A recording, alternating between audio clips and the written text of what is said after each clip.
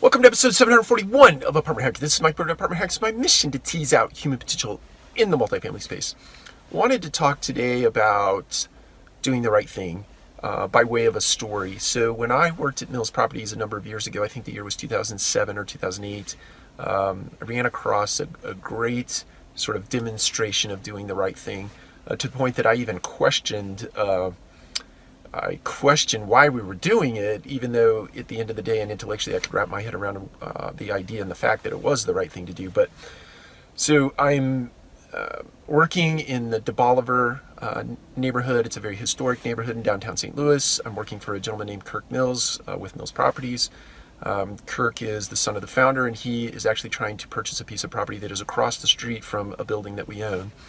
And in the process of doing so, as many of you know, you go through a due diligence period. In this particular due diligence period, we tore up a parking lot to do an environmental test because the history of the property, there was a gas station there a long time ago, so they wanted to make sure that there was no contaminants that would be very costly to remedy after the fact, after you owned the property. So he dug up the parking lot and did his due diligence. We discovered that it didn't pass the environmental test, and so we didn't want to buy the property. So he quite obviously put the parking lot back together, put a brand new parking lot in. It was a very small patch, but put a new parking lot back in, sealed it, striped it, made it look brand new.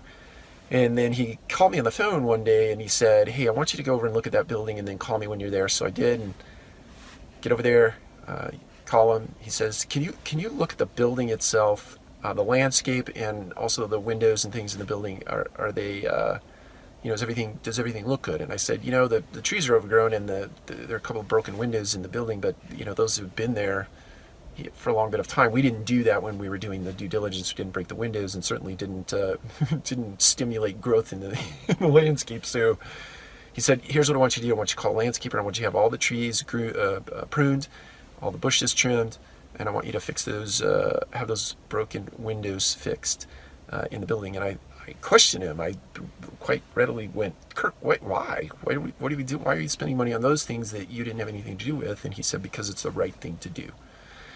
And you might argue you might even side with me that why would you do that sort of thing? But for Kirk, for his true north, putting it back better than it was before was doing the right thing. That was his definition of doing the right thing. And so there are a million different scenarios that you are faced with over a lifetime, or that by extension, your organizations are faced with over a lifetime. And my encouragement to each and every one of you is always default to doing more than you're asked for under the premise of doing the right thing. Take care. We'll talk to you again soon.